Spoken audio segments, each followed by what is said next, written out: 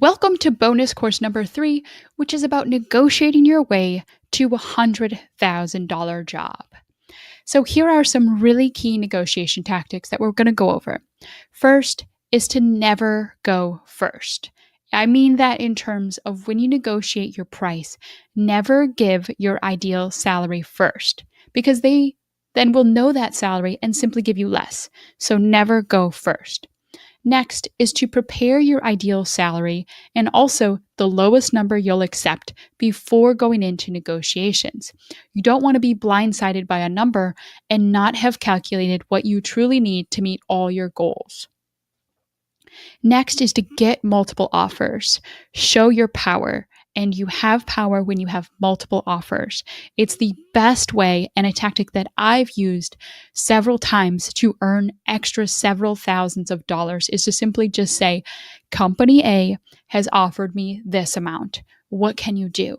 And 9 out of 10 times, they'll come back with a higher number because now you have given them tangible and other offers to show that you are competitive and that you are well sought after.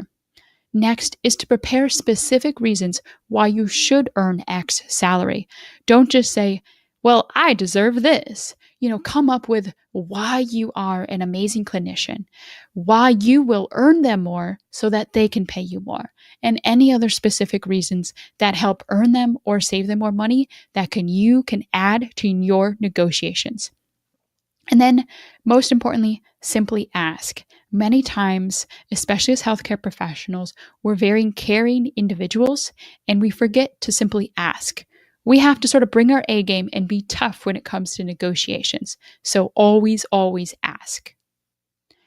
Now, when you're negotiating, it's really important to understand your total package. And that includes your wage. What are you earning? Your benefits. And so that's like your 401k, your healthcare, your retirement.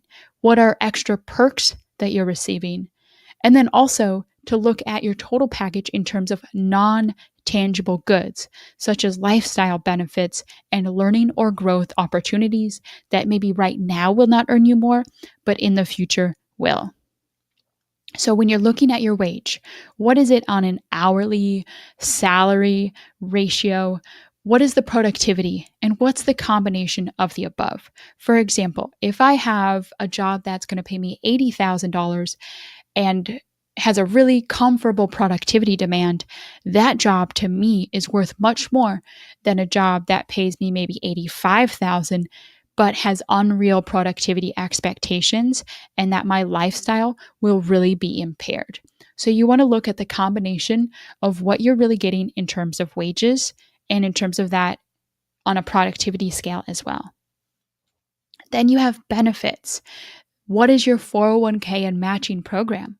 What is your retirement benefits, if there is any? Are there student loan repayment options? Is there any sort of healthcare, and what are the co-payments and the healthcare options? And then are there provided days off for sick and vacation? So oftentimes in certain positions, you'll get paid less, but you'll be provided more days off for sick and vacation. So take that into consideration. If you have a family or if you need that time to recover, then maybe that job is more optimal than another job. Then don't forget about perks. Some jobs come with maybe a gym membership or, a car that you can borrow for home health services. Maybe some have relocation reimbursement or continuing education reimbursement or various license reimbursements. All these perks add up to more earnings and more savings for you. And so consider them in the total package when you're negotiating, as well as when you're analyzing what job is right for you. Now let's move on to lifestyle. When you're looking at lifestyle, what are the hours of the work? And also, is there going to be any take-home documentation and extra hours outside of work that you may not get paid for? What's the commute time? Do you have to work weekends? And is the stress bearable or unbearable? All of this can make or break an amazing job.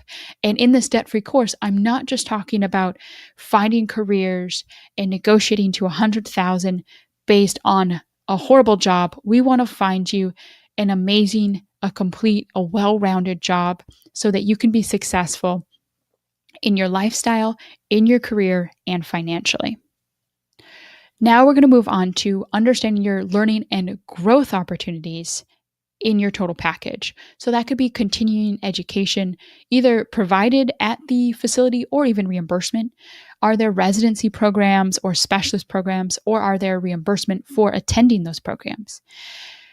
Is there ability to have supervisor or senior therapist roles? And then is there ability to float to other floors or clinics to learn more? All of this, yes, you may not earn any more right away, but being a senior therapist or floating to other clinics is going to improve your worth so that the next position you get or the next round of negotiations happens, you can argue for more money. So I know everyone's asking, what if they say no? I don't know what to do. I was in your same spot. I recently had a new job and I was writing emails and negotiating, and I was having such a hard time standing my ground. And I was afraid that they would say no and not hire me. And so, really, do not be afraid to say no. They have gone through all the time to interview you, to create a package for you, and to negotiate with you. They are not just going to all of a sudden fire you. So, worst case scenario, they'll simply say no. But at least you've asked and you have that peace of mind that you tried. Now, let's move on to using your total package to actually negotiate. So, I want you to know that just $1 to $2 more an hour is over $2,000 more a year. So, simply negotiating even just $1 more an hour is huge. But maybe they say no to an increase in hourly rate. Here's some other ways that you can negotiate. You can negotiate increased continuing education reimbursements or days off for continuing education, paid days off especially. You can negotiate reimbursement for residency or specialist certifications. Try to see then if they can maybe give you a sign-on bonus or a bonus for extending or a bonus for completing a certain assignment or a bonus for meeting a certain productivity. Also, don't forget about student loan repayment. See if they can funnel money into student loan repayment for you. And then lastly, if they can't do any of these, then what about increased vacation or sick days? All of these may not be monetary right away, but will either help you make more money in the future by continuing education or residency reimbursement, or they are subtly more money because every vacation day is technically a work day. So if it's a paid day off, then you're technically making that money. So I want you to remember that it's okay to think about the offer. Never counter offer right away unless it's an amazing and you know it's amazing offer and you can say yes. But it's okay to say, I would like to think about that, hang up the phone or wait to email back and counter offer the next day. Now, don't wait too long. Usually 1 to 2 days max should be how long you wait, but it's perfectly fine to wait and think about your options, to think about how to negotiate and then create a counter offer. Now, also, I encourage email to negotiate and counteroffer. It's so much less stressful and it's easier for you to ask in an email versus in person or on the phone.